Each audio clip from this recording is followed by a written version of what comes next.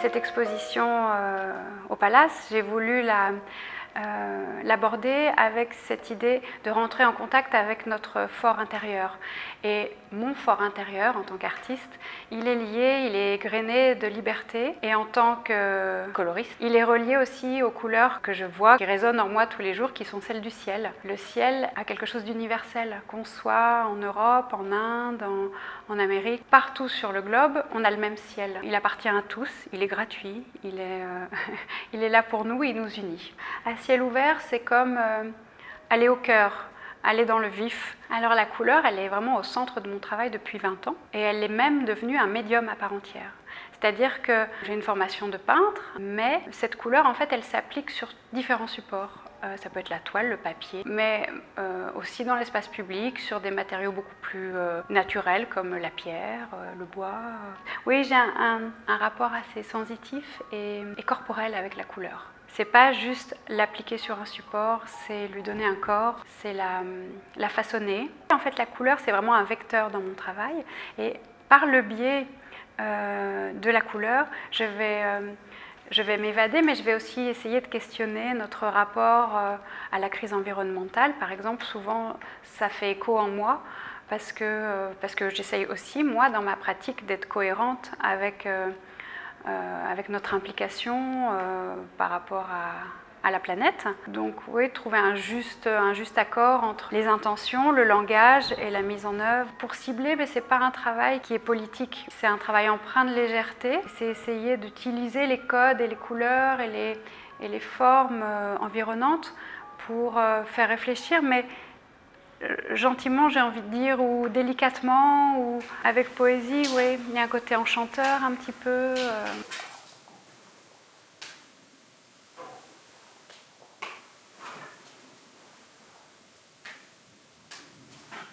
Un des pouvoirs de l'art, c'est vraiment de pouvoir, le temps d'une exposition, le temps d'un spectacle, le temps d'une écoute, nous transporter, nous faire du bien, et c'est primordial de rester dans ce lien comme ça, social. Je cherche une cohérence dans la mise en pratique de mes idées et des matériaux utilisés. Pour la Biennale Art et Végétal, il était vraiment pour moi primordial d'utiliser un matériau durable et encore qui plus est issu de la nature depuis des millions d'années. Ça donnait du sens, ça faisait écho complètement à mon désir de cohérence et d'implication dans le paysage, quoi, parce que voilà, c'est une œuvre pérenne qui va vivre dans la nature. En fait aussi, les choses naissent des fois par accident.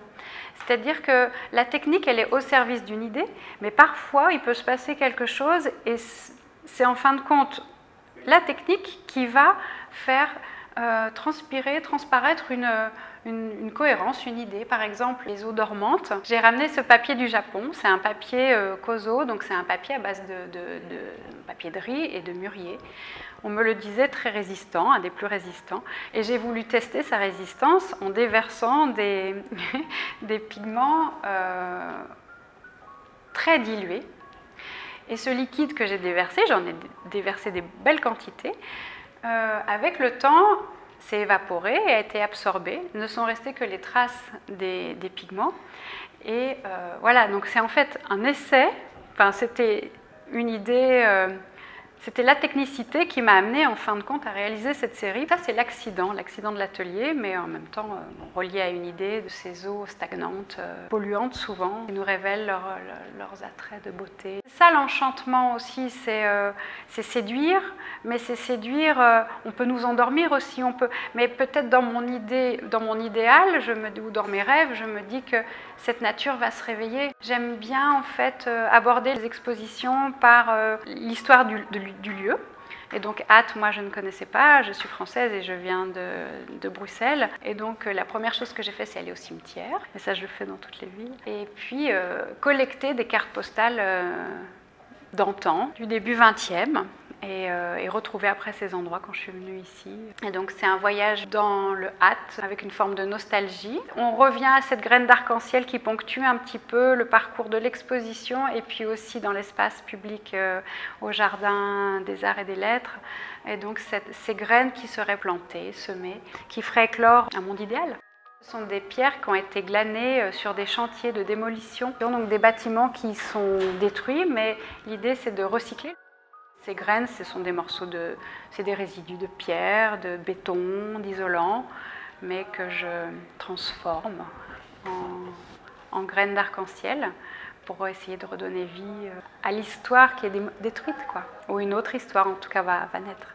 Ah, c'est vrai que toutes mes interventions dans l'espace public, elles ont attrait à la couleur. C'est primordial. Alors là, la chance pour la ville d'Ath, c'est que c'est un écrin de verdure dans lequel vont être déposés les monolithes. C'est une volonté vraiment d'utiliser la couleur dans l'espace public, parce que dans l'espace public, il y a des couleurs qui n'existe pas, le rose par exemple. Donc là, au pied d'un arbre, il y aura une histoire qui pourra se raconter, qui pourra se vivre aussi. C'est des œuvres qui à la fois sont là pour être contemplées, mais c'est aussi des supports à la contemplation, parce qu'on pourra aussi s'asseoir dessus. C'est une invitation à passer un moment.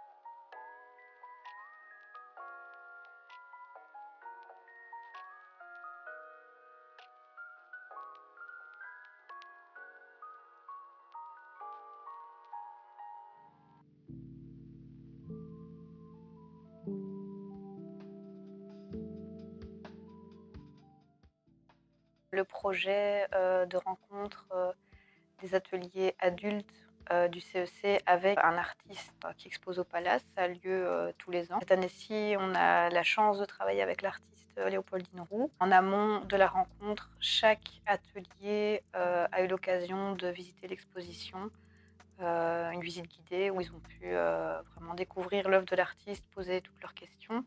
Et après, de retour en atelier, ils ont pu s'inspirer de ce qu'ils avaient vécu dans cette exposition pour faire une réponse plastique. Enfin, l'atelier en tant que tel est déjà une découverte pour certains, mais la rencontre ici avec l'artiste, ça leur permet vraiment de sortir de ce qu'ils connaissent déjà. Donc, on n'est pas juste dans l'apprentissage d'une technique, mais maintenant, c'est un petit peu mettre ce qu'on a appris en atelier au service d'un projet plus grand, collectif, avec les autres personnes de l'atelier, mais aussi avec les autres ateliers. On a beaucoup de chance parce que donc on a des expositions d'art contemporain au Palace qu'on peut aller voir. Et moi, j'aime beaucoup rebondir avec mon groupe sur ce qui se passe là. C'est-à-dire qu'on va voir l'expo et puis je propose des ateliers qui posent des questions sur ces thématiques. Alors ici, c'est ouvert l'exposition de Léopoldine Roux. C'est hyper intéressant évidemment au niveau de la couleur. Ils ont pu expérimenter, voir. Et puis il y a le fait du toucher.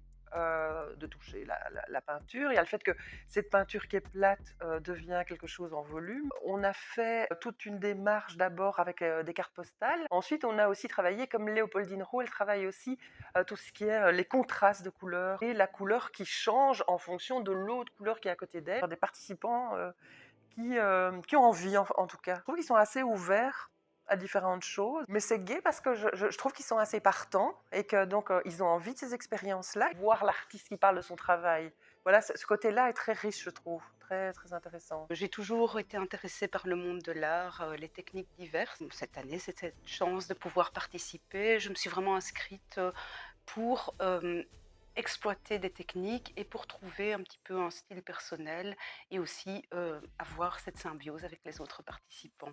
Ce que nous avons fait donc aujourd'hui avec tous les participants, en collaboration donc avec une artiste dont nous sommes allés voir l'exposition, c'était vraiment très intéressant car cela nous plonge dans un univers particulier propre à l'artiste.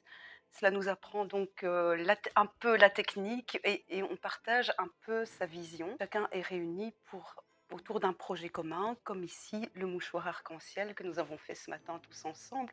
Je pense que ça peut apporter beaucoup aux participants de pouvoir s'investir dans un projet commun en tout cas. C'est la première fois que je participe donc à ce genre de choses et c'était pour moi très enrichissant justement le fait de découvrir aussi des personnes qui participent à d'autres ateliers, de discuter avec elles des techniques qu'elles elles utilisent et d'échanger un petit peu tous autour finalement de ce qui nous rassemble, le goût de la création.